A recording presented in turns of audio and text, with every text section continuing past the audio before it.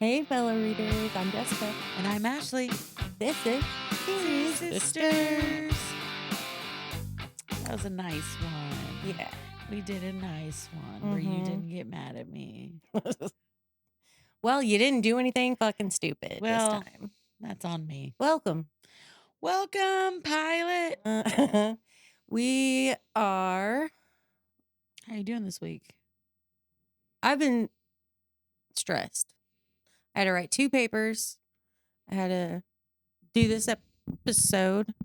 I had to plan I had my 4-year-old's birthday party. No, that was 2 weeks ago. A week ago. Anyways, I had to plan another birthday party when for is tomorrow. It's tomorrow? At 1. You haven't told anybody. Oh, yeah, I did. I don't know if you were there, though. I clearly was not there. It's fucking tomorrow. I don't have a present. Why not? Her birthday's tomorrow. Yeah, but you hadn't told me when the birthday party was, so I thought it was next weekend. Oh. Sorry. I blew it, guys. Well, it's at 1. I'll get Yeah. up and go find something. Okay. Send me a list. Sorry. So I had to do that. Yep. And apparently I didn't even do it well because I didn't invite you. Yeah, well. Can you make her birthday cake? She wants you to make it. She says it's better if you make it. I literally buy it from a box. I know. Okay. Yes. I'll get the stuff. Okay. Okay. Okay. I said I can make it. No, Aunt Ashley says better. I make it with love. Yeah. You don't love. And you're cooking. I don't love my kids. And you're cooking. And there was something else I had to do, but I forgot. You're starting a new job. I had 1 day this week where I worked. What time are you going to get off? 3:30, but I have to be there at 7:30. That's the earliest. No, that's not the earliest I've ever been to a job, but it's still pretty early. Are you going to be able to get to see your kids off to school on Wednesday and Tuesday? Sorry, we can cut some of this out. I might be because one of them's going to start Tuesday and then the other one on Tuesday. Wednesday. I can see if I can come just like 15 minutes late so I can at least see her. Yeah, it's her first day of middle school. Yeah, so we'll see. Okay. We also wanted to discuss. We have a new partner sponsor. Maybe. Okay. So we never heard of this. No, W energy powder. Yeah. Be better, jitterless energy blend. There we go. Thank you. But they have some really cool flavors, and we're gonna try one. This one's retro sherbet.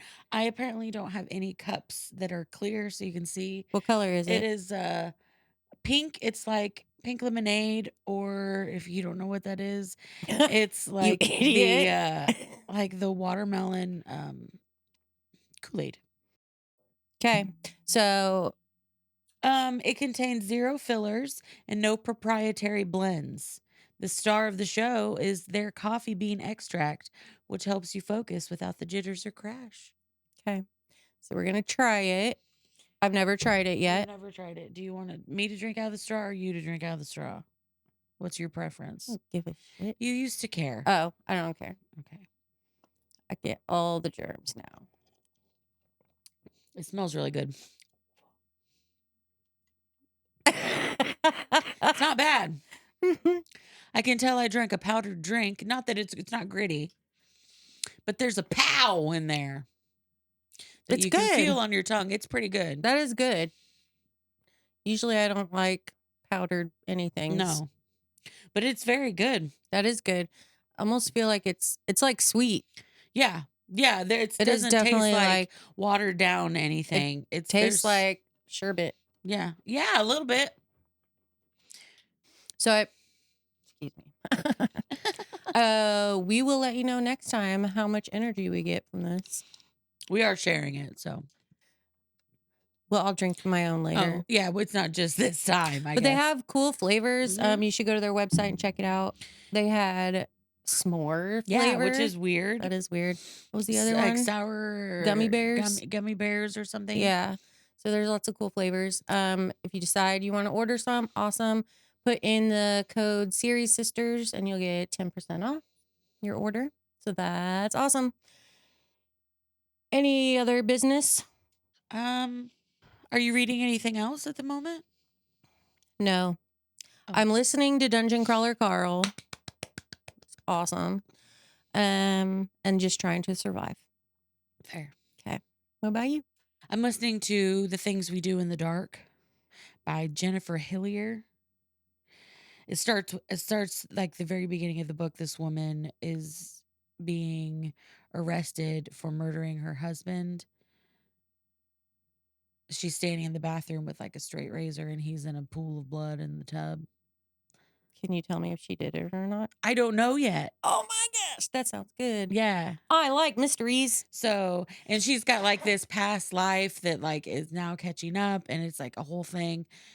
It's really good. A twist just happened and I said, I fucking knew it. And I love that Shouting out feeling. loud. Yes, that's a good one. Cool. Yeah. Okay. Well, today we are finishing Okay. Follow the Crow. It was Okay. just a two-parter. Two-parter? Yep. Okay. It's packed full of information. Okay. Okay. Do I have to say what I remembered from last week? Because Yeah, I don't you know do. that I. Do you Okay. remember anything? I do. Ben's there. And who is Ben? Ben is a Navajo man. He is a cop. Mm-hmm. He's a pig. Sorry, they don't like that. I don't. Never mind. Do you get offended when I call I wasn't police officers piggies? Piggies. No. Anyway, he's there. His sister went missing a long time ago. 6 years. 6 years ago. And his best friend, Joey Wildcraft, Joey Flatwood. he got banished because he was in the hospital room with her and saw some shit and she was gone and he couldn't talk for some reason and tell anybody what happened. So they assumed the worst. Gambler died in the bathroom of that one place. He lived out at that one area, The Arroyo. And there was like a little shiny boy, but then it was buried over, covered up. What was in the little shrine? A totem. Yes. What was the totem? Was it of a I don't remember. Was it a crow? It was a turquoise crow. Okay. I thought it was a crow. And then there's Caroline. And then there's Maud. And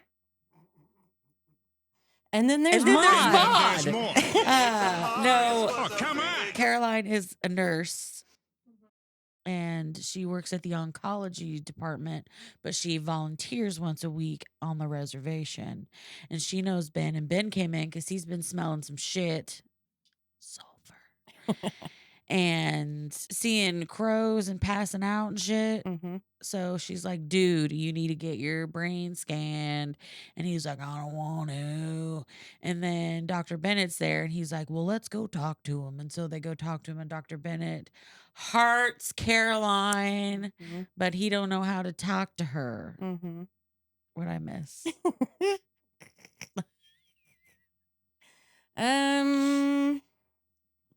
I think I did really good. It was okay. I did awesome. So, and then when Caroline's patient dies and she felt a presence in the room. She can see colors of people. Yes, and everyone kind of gives off a She's color. a synesthete. Yeah, and I realized we didn't explain that to anyone who might not know what that is. What synesthesia is? Yeah. It's I don't have like the specific definition. It is when but your brain, two senses happen at the same time. Yes, your brain can't separate it out. So like sometimes people will see colors when they look at people or smell numbers. Smell numbers or a certain color tastes a certain way. It's just something that happens in the brain. Yeah. It's really cool and neat the way and scary the way the brain is, but we don't need to discuss that at the moment. Yeah. I read this really cool book about the brain though. I can't remember what it's called. Brain Matter. Maybe it's got this really cool part where they talk about memory and how which I've been doing this for years just because I was like, for some reason, it helps me remember. But if all your memories, like when you do the same thing every day, all those memories of doing the same thing the same way condense into one memory in your brain. It's all the same thing. So when you think back, oh shit, did I turn the oven off? Your brain remembers pretty much every single time you've turned the oven off, and you can't remember if you did this time. Mm-hmm. So if you do something weird while you do it, whether you make an animal noise, you sing, you say loudly what you're doing, I'm turning off the oven. Your That's brain what I do. Yes. See? I'm turning it off. So Yep. just so I remember So I your said brain it. will remember it because it was a different kind of memory because Mhm. you said something that time. It's really fucking cool. Mm-hmm.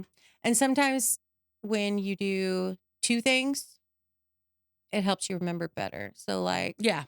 you think like, okay, I'm thinking it, I'm shutting off the thing. And I'm saying it and out I loud. said it out loud, or I made up this song to go with it. Yep. Or That's why it's really fun to make up songs for like your vocabulary words if you're studying for a test. yes. And I always would go to Ashley when I was studying for tests. I think I was studying for, I don't know, some big exam in college, and I had to remember a lot of vocab words. We got some songs And or I some got weird some weird sentences, but I remembered what the words were. So gotta get weird with it, guys. Moral of the story. So we left off. Caroline and Dr. Bennett had come to the police station to urge Ben to go get the get his scan CT because he scan. hadn't. And he promised them that he would He would once try. everything was cleared up. Yeah. And the two FBI agents showed up. Oh, that's right. And because Joey Flatwood's out there robbing hospitals of meds and has like a death wish. He keeps trying to kill himself and he just won't die. he just won't die. So they asked Ben for like kind of a character report about Joey to see if that'll help catch him. Gonna catch you. All right. With a net. Okay. Caroline stares at herself. We're in Caroline. We're in Caroline right now. Okay.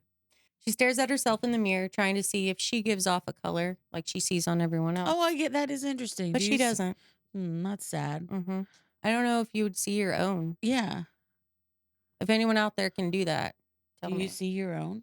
Tell us. Yeah.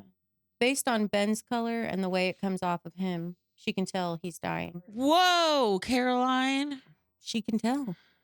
What does it do? Something weird, or is there a death color? So it kind of has a blackness to it. The sicker he is, or if he's feeling better, it's more red. Okay. Because that's his specific color. Like Dr. Bennett's is more blue. So his would be like a darker, blacker blue if he was sick and dying. Or does it have to be dying, or can they just be sick? I don't know. Okay. She wants him to start fighting it already. Ben's color was a blackish red that was just wrong.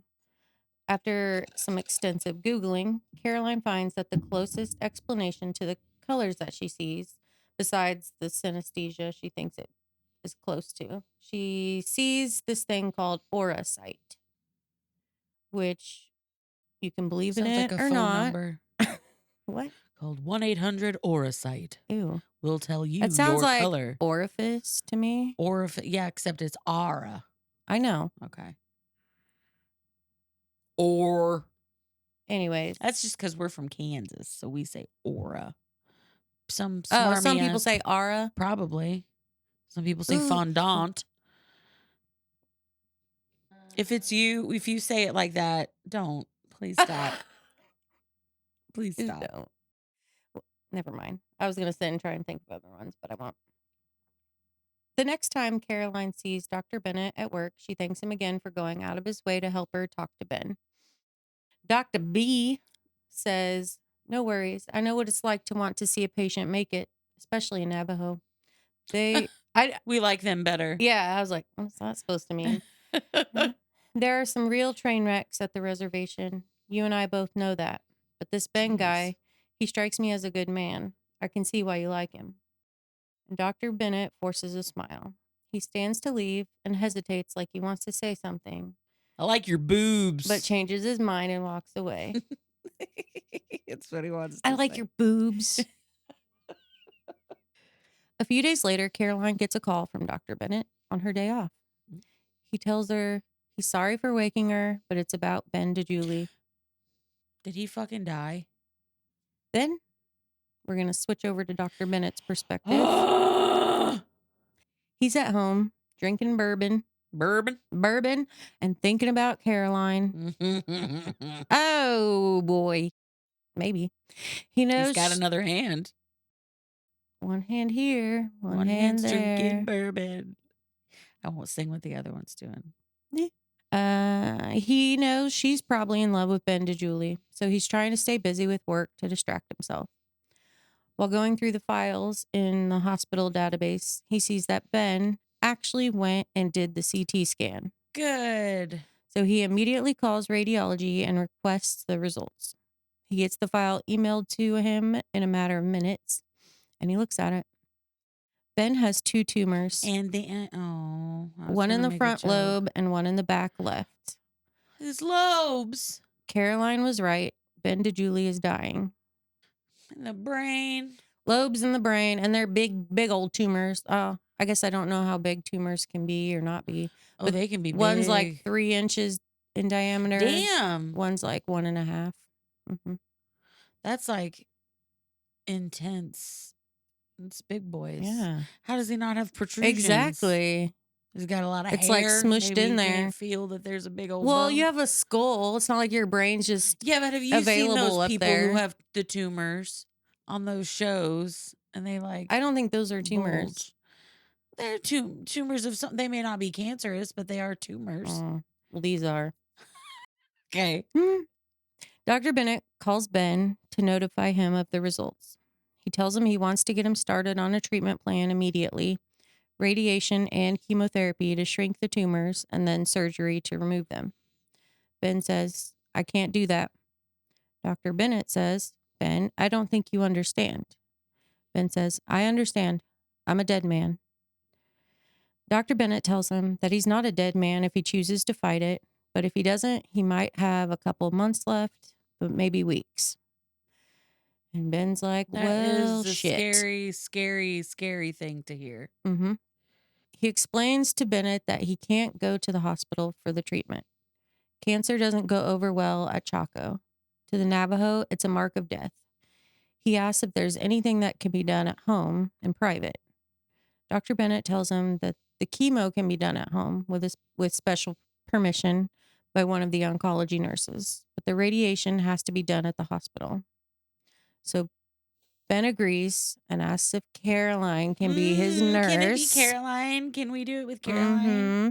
Before they hang up, Dr. Bennett says, Ben, we can beat this. Ben says, yeah, I guess we'll see. So he doesn't seem very... Yeah, will we? Yeah, you have we will. We will. We will. We will. Walk you. Now, Caroline arrives at Ben's for his first treatment. It's his day off, and his dad's at work, and Gam is playing cards with some friends. So I want to be that old lady that goes to play cards with her friends. It's just going to be you and me playing cards, by the way, and maybe Cody. That's fine. Caroline sees that Ben's color is less angry red and more like the red of a sunrise. But his color is simmering like a heavy soup about to boil. Oh. He's putting on a good show, but he's pretty freaked out. As she sets up the equipment, she glances at the family pictures, noticing one of Ben as a teenager with a young girl. They have the same eyes, and their smiles radiate off the photograph. Caroline asks if that's his sister, and he answers yes, but she's been gone almost 6 years now. So Caroline feels like an asshole. Yep. But knows she would have fallen in love with that girl if she had smiled at her like that. She asks Ben if he has any scissors, and he directs her to a drawer in the kitchen to cut open some of the medical stuff, not just to stab. Okay. Well, that's good. I was thinking, I bet they have a junk drawer. Yeah, that's what it sounds like, a drawer in the kitchen. You got to have a junk drawer. Mm-hmm. As Caroline grabs the scissors, she notices a room off the kitchen that's been converted into a tiny bedroom. Gam's room. Gam. She tries to sneak a peek at the room, but is startled by a shadow dropping down over the window. It's a crow on the windowsill. It's the biggest crow she's ever seen. It's that one with the red. Its coloring Just seems like the color. The color. Just like, is it just like Ben's color? Do they I mean, match? kinda. Is that a She doesn't thing? say that, Oh, okay. but I guess it could be because the crow. This one also looks like it's shot through with red. A cold dread falls over Caroline, the same feeling she had after that patient died and she was cleaning the room. There's a subtle movement in the air where there shouldn't be. The crow just looks at her through the glass. Creep He like presses his down. eye up against the glass. Ew, like a weird. Like a weird. Ben checks on her and asks if everything's okay. She looks to him and back to the window, and the crow is gone. She tells him she thought she saw something. Ben's color darkens to a deep clay. It's not fear that he's feeling. It's a mixture of dread and inevitability. She says, "It was a bird. A big bird." Ben says, "I've been having something of a bird problem lately." Kind of hard to explain. He just likes I to hang got out a- with his birds, I got you a know what I bird mean? problem. He just likes to hang out with his birds, you know what I mean? They return to the living room and Caroline proceeds to start the chemo treatment, explaining what she's doing while she does it and what the chemical does, as well as what side effects to expect. Ben is nervous and Caroline holds his hand and they talk and get to know each other. After the 2-hour infusion is over, she lets him know that he will start to feel sick within an hour or two and he needs rest. But there's a knock at the door and then a pounding when Ben doesn't answer right away. Slow your roll. Yeah. Caroline helps Ben get up and he opens the door a crack. It's the FBI agents. Oh no, what do you need? Whitey's. Why? They tell him they found Joey Flatwood and they need to speak with Ben. So Ben lets him in and they notice Caroline and the medical equipment, but don't say anything. They tell Ben that Flatwood hit another hospital in Flagstaff, but he got away again. From the looks of it, it's like he just disappears. He's got an old motorcycle and they were able to bug it in case he got away again. The agent says he's moving east fast. We know where he's going. There's only one major hospital on his route. Caroline says, Albuquerque General. That's where she works. That's where she works. And they call it ABQ General because that's easier to say Yeah. than Albuquerque. So although I'll say that. Albuquerque is fun to say and fun to spell. It is fun to spell. It's hard for me to say. Albuquerque? Albuquerque. Yeah. Really? The K really gets It's kind of like a gherkin, but it's a K. Yep, it's the K. I'm sorry. Mm. I'm sorry this is happening to you. The agent says he's almost there. We're just ahead of him. Ben says, well, go catch him then. What are you standing here for? Agent Parsons says, we think you might have a better shot. Caroline jumps in before anyone else can say anything. Dude's about to be barfing. Yeah. Ben, you're going to be very sick soon. We don't know how you're going to react, but odds are it's not going to be good. You shouldn't leave this house. The agents say that Joey is getting violent and assaulting workers in the hospital. They insist that Ben is the only one that can stop him, while Caroline pleads with Ben to stay home and rest. Oh my God. Knowing how much I pee when I puke, if I was in that man's position, I would be so torn because I want to go help my friend, but also I'm going to be like ill and I don't want to be peeing everywhere. I don't want people to see me like that. Yeah. Yeah. Be a hard decision to make. But Ben agrees to go. Damn. And now to Dr. Bennett. He's a stronger man than I am. Ah, stronger man. He gets to work for his shift and the hospital CEO pulls him into his office. The CEO explains that the two agents that are also in the room have just notified him that a violent criminal is on his way to ABQ General. This criminal has been stealing painkillers from hospitals but has become violent towards medical staff that try to intervene. One of the agents chimes in that they want everything to appear completely normal. The suspect must not be tipped off. The agent says if his other hits are any indication, you won't even see him. He's very good. And to date, he hasn't harmed anyone unless approached first, although we believe he may start to attack indiscriminately if he isn't stopped.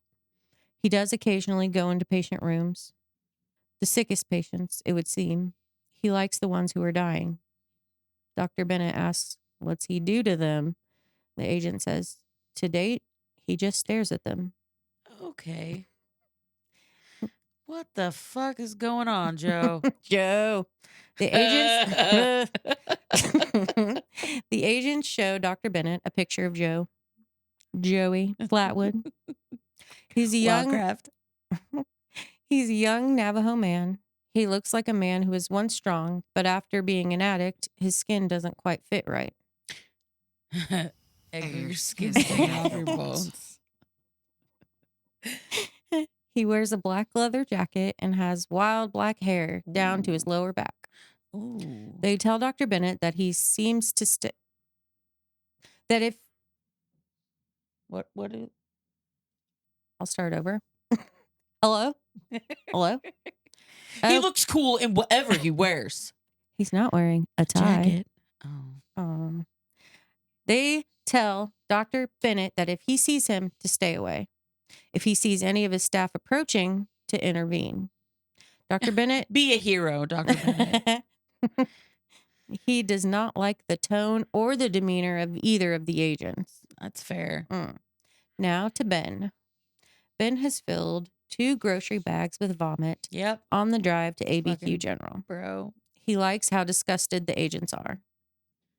From their car, Ben and the agents watch Joey walk into the hospital. He notices that Joey looks terrible. He used to look strong and healthy. He's going to stare at Ben because Ben's dying. And he loves it.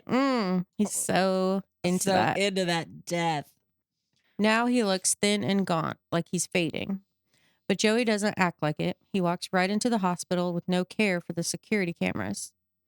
Agent Douglas says, it's showtime, Mr. DeJulie. Ooh. Remember, if you can hold him, hold him. Shoot him if you have to. Just don't kill him. I'm fucking doing your job. I know. You better be paying me. Sissies. Ben goes up the elevator right after Joey. And now he walks the oncology floor with no sign of him. Ben asks the receptionist if she saw a man pass by a second ago dressed like a biker. She tells him no, that he's been the only visitor they've had in quite a while. At the end of the hall, Ben sees the pill case right where the agent said it would be. And he sees Dr. Bennett standing in front of it with wide eyes because the door of it is swinging open with a circle the size of a fist cut out of it. Ben walks up to Dr. Bennett and says, shit, when did this happen? Bennett says, are you here for him? It happened just now. I mean, just now. Ben asks Dr. Bennett if he saw which way Joey went. Like a fucking ghost boy. And Bennett says, no, I didn't see anything. You don't get it. I was watching the case. I've been watching it for 20 minutes. Nothing happened.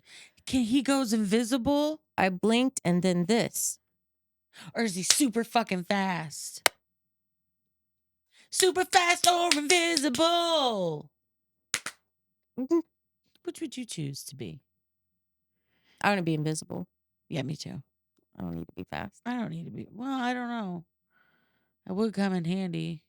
No, I would still procrastinate and not want to do the thing. Even it doesn't matter how fucking fast I am.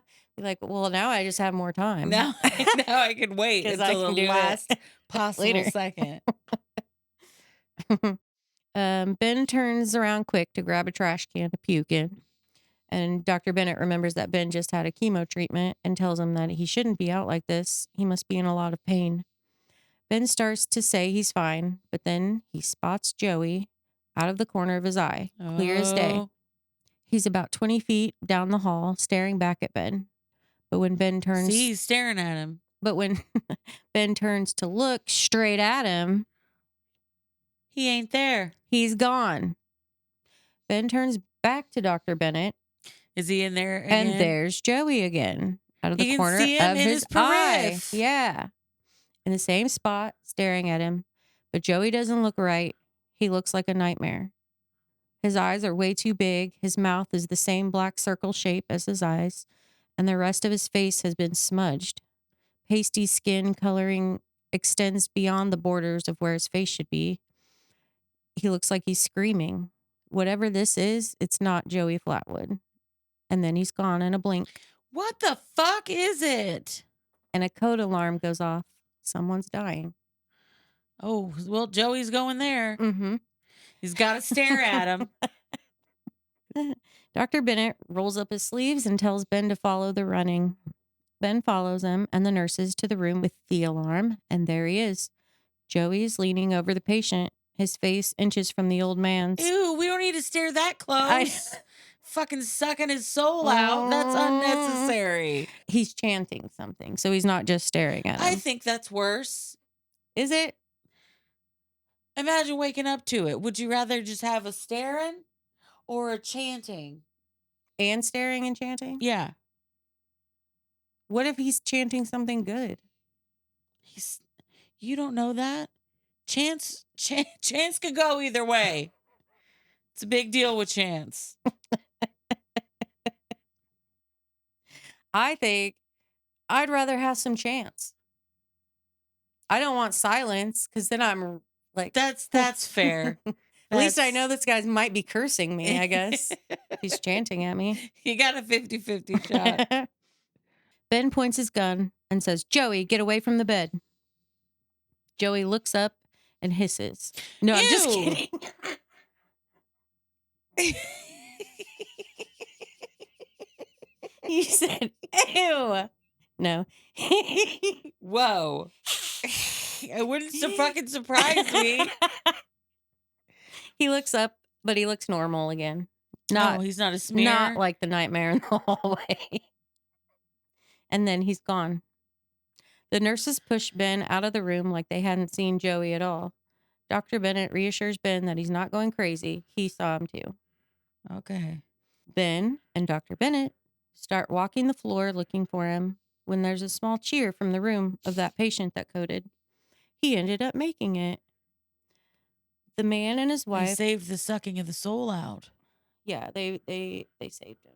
The nurses. I know, but I meant because did they interrupt Joey sucking the soul? No. I'm Okay. not sure. He what just wanted Joey to be was doing. close. You're a fucking liar. Anyways, the man and his wife are holding hands and smiling and crying. Maybe that's why they don't see Joey. He's right there in the corner of the room. He looks normal as he and Ben stare at each other. Joey holds a finger to his lips No. and then motions to the hallway. He wants to talk to Ben. He's a normal guy, like right now.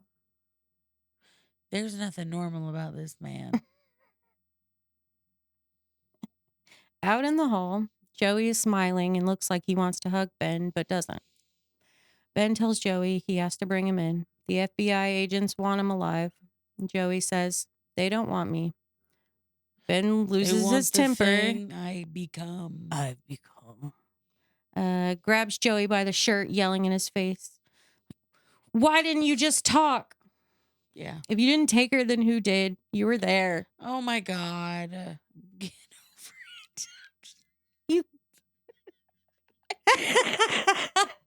I couldn't even get it out. Get over it. 6 years ago. Oh Okay? my God. God, get a new sister. Jeez.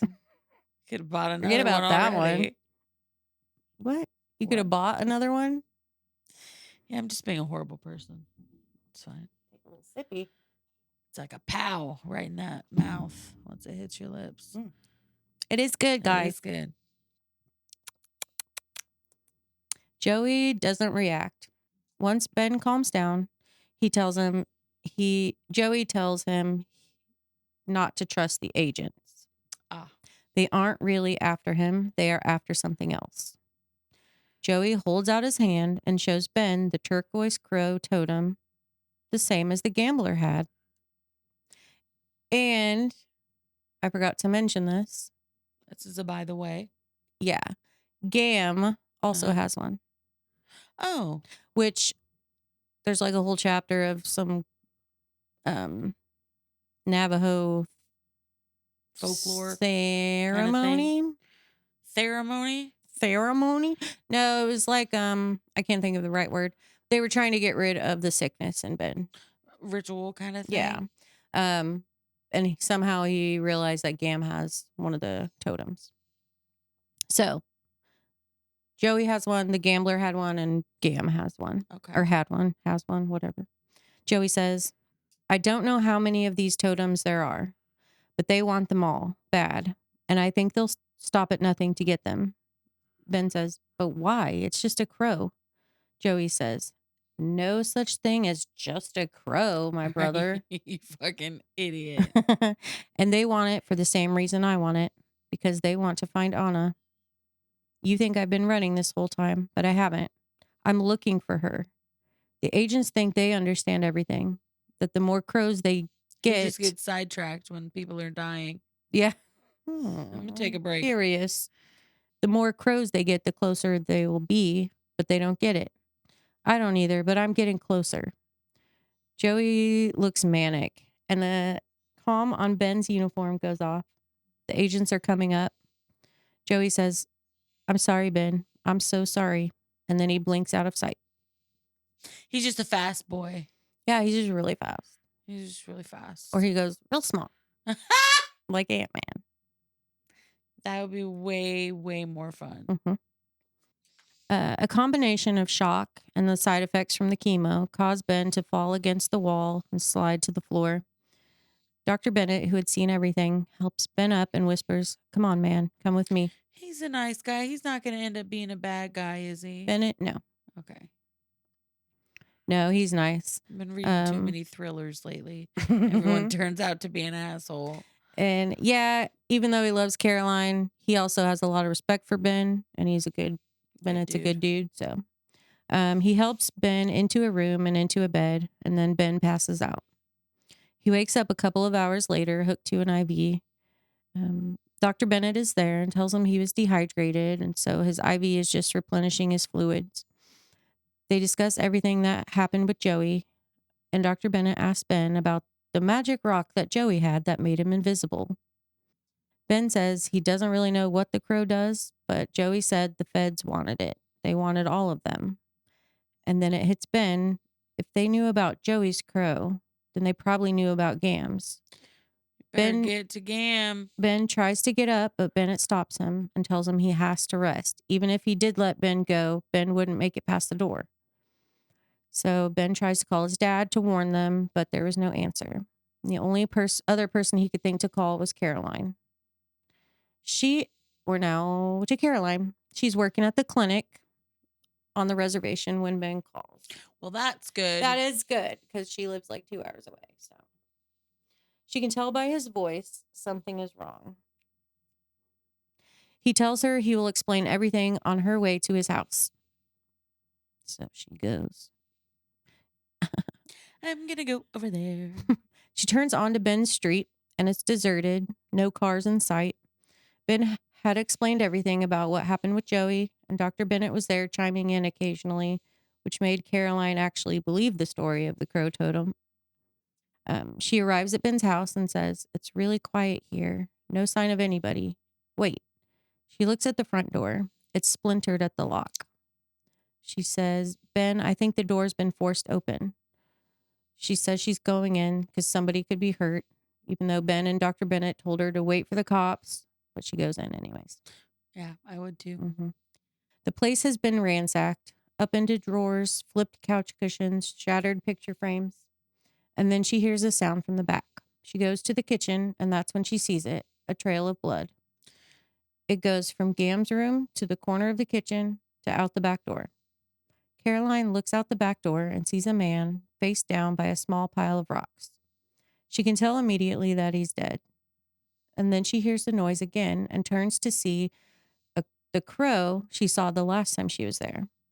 Only this time, it's in tatters on the ground next to an old woman who must be Ben's grandmother.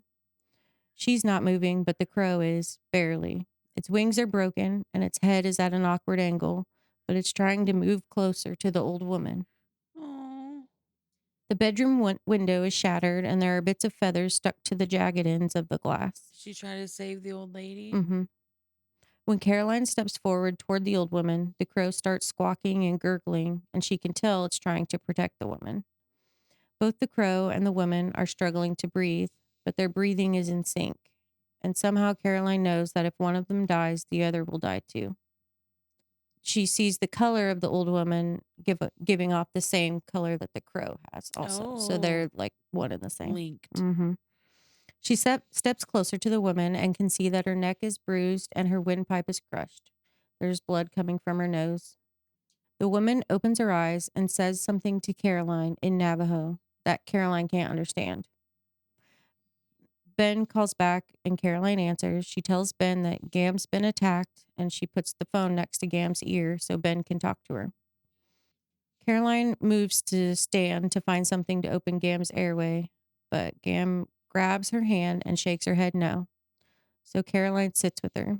She asks Gam who did this to her, and Gam says, police. Then she says, the crow, stone crow, he take, stone crow important, only guardians. Oh. Caroline's. They're not supposed to have it. Mm-hmm. Caroline says, guardians, guarding what? Gam grabs something from underneath the collar of her shirt. It's a small silver bell attached to like a leather strap, so like a necklace. Caroline can tell that the bell means something and has a powerful weight to it, the same way she can see people's colors, like she can sense that it has power to it. Okay. Gam can see it in Caroline's eyes and smiles as if to say, I have chosen correctly, and hands the bell to Caroline. Gam says, no ring, never ring. Secret, you and Ben. And then she starts singing quietly in Navajo. So she basically saying, don't ring the bell. Keep this bell a secret. You and Ben keep it a secret. Okay. Are you confused? No, I'm just into it. Okay. You look worried. Sorry. Caroline feels the same soft brush against her back that she did in the hospital. The crow feels it too because it twitches its head and tracks the unseen movement of something walking through the door and over to the dying woman. And then the strands of color that Caroline can see disappears, and both Gam and the crow are dead. Caroline places the bell around her neck and can hear Ben on the phone saying his goodbyes to Gam. She hears the police sirens getting closer, and then she remembers the other body and goes outside. At first, she expects it to be the intruder, but deep down she knows she's wrong. It's his dad. She sees the resemblance on the man's face and knows this is Ben's father. He's been stabbed. But is he still alive? Oh. No. She said... oh, yeah, he was clearly dead. Yeah. 3 days later, Ben arrives at his house, stepping over the crime scene tape. Danny Ninepoint had told him that whoever did it... Man, he's got cancer, and now everyone he loves is... that sucks. He's having a bad time. He's having a real bad time. Mm-hmm. I would end it, honestly. Sorry. Wow. Just giving up, huh? What else do I have to live for? Caroline? Maybe? Well, then they need to speed that I up. don't know. I guess nothing. Danny Ninepoint had told him that whoever did it covered their tracks well. Ben could tell by the trail of blood that his dad had tried to help Gam in her room when she was attacked, and that's where he was stabbed. He could tell that his dad had crawled out to the backyard alone, probably after the killers left. Ben thinks about how his dad must have known he was going to die, but for some reason, he came outside to where Anna used to play with the stones. The stones were always carefully stacked the way Anna had last left them, and now they were strewn about in a haphazard pile. A flock of crows lands in the yard and watches Ben. He says to them, "Help me." They start stepping quickly on the ground like they're dancing, and then they stop. One dashes its beak into the earth, rips half of a worm from the ground, and swallows it as it watches Ben the whole time. So he's just got just like lots of eye contact there, buddy. I like it. Ben says, "Fuck you then." Oh. He turns back to the stones and realizes that it looks like they were actually piled up for a reason, not that the stack had been knocked over. He begins to dig through the pile, and then he finds it. It's a strip of beaded leather. Ben knows the strip of leather. He's known it for years, and he knows the scalp knife it hung from before his father ripped it off the weapon. Do you remember who has a scalp knife? He keeps it where his gun should be, and his gun where his stick should be. DP. Mm-hmm. DNP, but yeah. DNP. Okay. Dynamite. Danny 9 point. Damn it. Now, Dr. Bennett. Does that mean he did it? That means Was he there. stabbed He did Ben's it. father. Yeah. Or somebody has his knife that's stabbing people. Man, fuck you, Danny. Dr. Bennett is still in love with Caroline. But he was looking over Ben's chart. Yeah, there's like a whole chapter of him like pining Oh, God. and trying to distract himself and whatever. He's looking over Ben's chart and his test results, but he's getting worse. He calls Caroline and tells her she has to convince Ben to stay in the hospital. What else do you got now? All right. Just fucking stay Seriously. in the hospital. Yeah. All right. Caroline administers Ben's next chemo treatment at a hotel since his house is still a crime scene. His mother is there and she's very dramatic. You don't hear, I mean, she's kind of around towards But the she's end. like on the outskirts. Yeah. But she's not very helpful. She's very dramatic. So since she's there and being like, oh my God, Caroline doesn't say anything to Ben about the fact that he needs to be admitted to the hospital. So she leaves, but she comes back a short time later to try to talk to him, but he's not there. He's supposed to be there resting. So she decides to drive to his house. The house is dark and boarded up, but she can sense that he's there. She senses him to the back and finds him puking in the grass, Oh. wearing his police uniform. Weird. He tells her it's not safe for her. The people he loves gets hurt.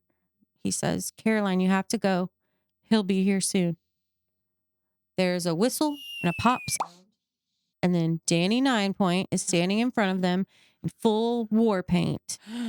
Danny, what are you doing? Mm-hmm. Ben like tries to give him, he's like, I have something you want that you let, his beads from his knife. Yeah. And Danny tells Ben he doesn't care about the beads. He believes that Ben's grandmother was the keeper and he wants it. Ben doesn't know what it is. I bet it's that fucking bell.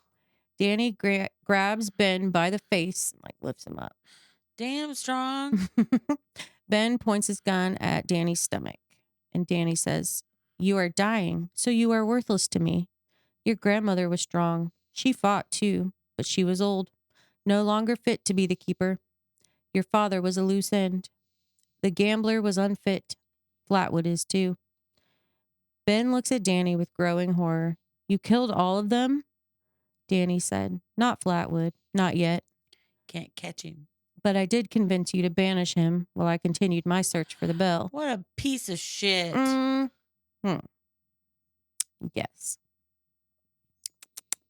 I was rooting for you, Danny. I know. We were all rooting for you. We thought you would be a helper, and you're a herder. Herder. A worthy Navajo must be the keeper, not an old crone or trailer trash like your friend Flatwood.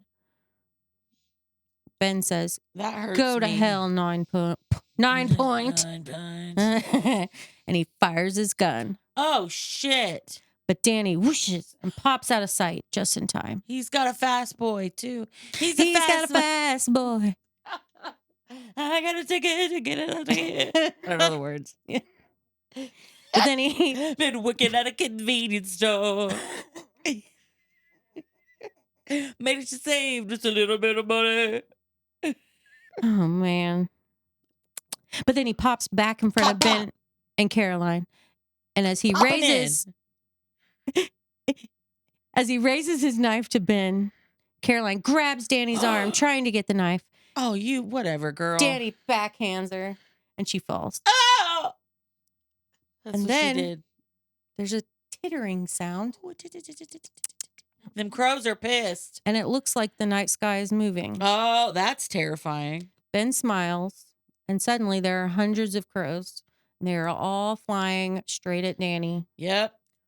The crows cover him like tar, Ew. raking at him and slashing and tearing, and only his screams can be heard. Screaming and screaming.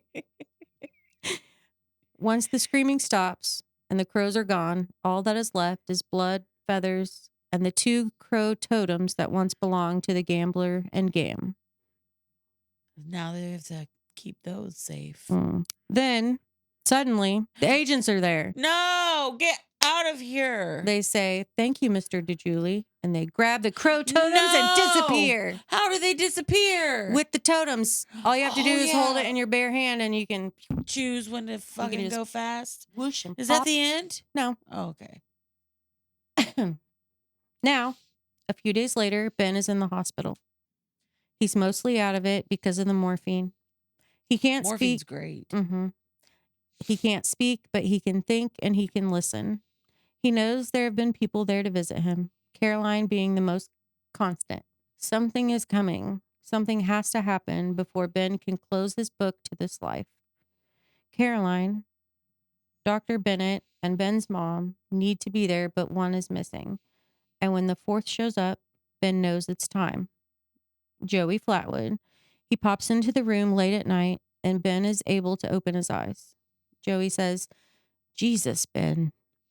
Caroline and Ben's mom are asleep in the room, and Dr. Bennett passes by.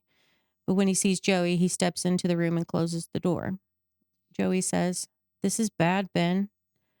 Ben says, "Well, it's not good, Joey." What the fuck am I supposed to do? Joey says, "No, the agents are coming. They know about the bell and they think you have it." Waking up, Caroline asks what the bell is, and Joey sees it's around her neck. He says, "It's what took Anna." Joey starts to cry, and Ben knows deep down that Joey didn't have anything to do with Anna vanishing. Did she ring it? Joey says, "I don't know how, I don't know why, but that bell took her away from me right before my eyes." Ben starts to cry and says, "I believe you, Joey. I really fucked up, man. I really fucked up. And if you never forgive me, I understand." Joey says, "I want you to know, man, you never stop being my best friend and you never will." And then the agents appear in the room. They say, "Give us the bell," and no one gets hurt. That kind of thing. Yeah, like they're really cool. Ben calmly says, "You aren't worthy." And then a fight ensues. No. Joey and Agent Douglas go at it while Agent Parsons searches Ben for the bell. When he doesn't find it, he turns to Caroline. And Dr. Bennett is not having that, so he starts fighting Parsons. Parsons pulls out a gun and aims it at Caroline, but Bennett steps in front of it right as he fires. And suddenly, time stands still for Ben. Everyone around him is in slow motion, and a crow flies into the room, landing on Ben's hospital bed. Does it talk? Ben knows he has taken his last breath. Oh. He knows that Bennett loves Caroline and that he is worthy of her. He watches as the bullet leaves the chamber and into Bennett's chest, missing his heart by millimeters. Ben looks over at Joey in a fight with Douglas, and then Anna walks into the room. She walks with the same girlish bounce she always had, and she smiled her radiant smile. She says, "Hello, brother. I've come for you, at last." Ben says, Like the end of Hocus Pocus. "It is kind of." Ben says, "Am I dead?" She says, "Not yet, but I can wait." Ben then notices that Caroline is present with them in this strange time shift, and she says, "Am I dead?" Anna says, "No, not yet." Ben says, "Is it really you, Anna?" She says, "Yes and no. I am Anna, but I am also death. I missed you, Ben." Ben says, "Why didn't you come sooner?" And she says, "Because you weren't dying yet, silly. I can only take the dead people away." Ben asks her how she came to be the one that takes the dead people away. And she says, "Because I rang the bell that Gam gave me." Fucking knew it. She said if I felt like I was going away to ring it. So I did. Aww. Ben looks at Caroline and asks for the bill. Caroline shakes her head no and cries. She says, "No, you're going to get better and you're going to live and we're going to get married and have kids and grow old together." Ben says, "Caroline, I'm already gone." And he points to his vital monitor that's a flat line showing no heartbeat. Caroline asks what's going to happen to him, and Anna says that he will take her spot and Anna will be able to move on.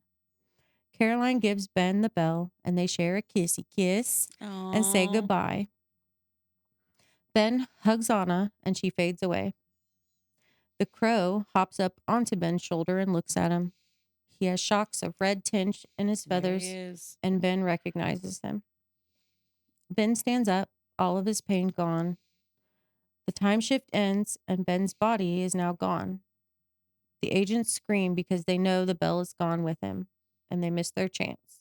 So they blink out of the room. Okay. This is like the last chapter, and I was in a big hurry, so I'm just going to do my best to explain to you. What happens? Mhm. Okay. So, the crow is Ben's guide. Okay. So now it talks, Yes. but he's kind of a dick, and Okay. it's funny. Okay. And he like explains to Ben that his new job as Death, he has to obviously help the souls cross over when they die. So he's some of the chapters like him teaching him what to do and all that. The crow loved Anna. He's like, she was the best. They call him, there's different names for it. Some people call it Death. He ends up calling it the Walker because he walks the earth taking souls. Okay. Okay. But the crow doesn't have a name, so Ben names him Chaco. Very nice. Dr. Bennett lives. He's Okay. fine. She is trying to decide whether or not she wants to stay at that hospital or move somewhere else. So She's not into the Bennett. she couldn't decide. He's not. Ben. Yeah. She does. I think she does have feelings for Bennett, but he's not assertive enough, and she needs a little bit more of a not a. Yeah, not a pussy. Yeah. I wasn't gonna say it, but yeah. So she put in her notice. Okay. Dr. Bennett walks her to her car and they're talking about it. He's trying to get her to stay. And then a giant crow lands on Caroline's car. It's Chaco. He drops something on the hood and then he flies off. Chaco has left them 2 crow totems. And that's where it ends. How did he get them? They stole them from the agents in like the middle plane of reality. In passing? Mm-hmm. What? That's weird. Yeah. So that's the end. That's a cool story. story. So I liked it all up until he died. And then I was like, and now he's dead. Yeah, but you still get to hear from him. I know. But I wanted him to live. Well, shit fucking happens. Shit happens. People. Oh, and Ben also, Chaco told him to get rid of the bell. Like to Give it to somebody? No, to get like throw it far away. And it was kind of like, you know how the genie does? He Oh, yeah. flings it and it goes really far away. Ben did that with the bell. Okay. So in the second book is about who finds it. Oh. And Dr. Bennett and Caroline are there and they are searching out, trying to find all the crow totems. Okay. They want to prevent the agents and whoever the agents are working for from getting all the stuff. So they're also trying to find the totems and the bell and all that. Okay. To help Ben. Ben is still the walker. And some shit happens. That's interesting. Mm-hmm. So if you're into it, there's 8 books. That's a lot of books. Yeah. That's a big commitment. I do wonder what happens, but I'm busy. So somebody else tell me. Yeah. internet. Well, I don't know. Am I doing a book next time? Didn't you say you were? Mm-hmm. You don't have to if you don't want to. I've got the first episode done. I can get my ass in gear and do 2 more. Could you? Yeah. Okay. Because I got to start a new job and I don't know what papers I have to write, but I'll start working on mine. So, anyways, Ashley's book. It's called The Woman in Cabin 10. 10. There are 9 other cabins. Yeah, but She's in 10. she's in 10.